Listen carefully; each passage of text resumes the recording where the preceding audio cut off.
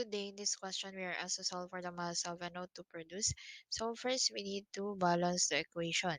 The correct balance equation here is we have 4 NH3 plus 7O2 will yield 4 NO2 and 6 H2O. Next, we solve for moles of each reactant, where mole of NH3 is equals to the given mass 2.38 grams divided by 17.03 grams per mole.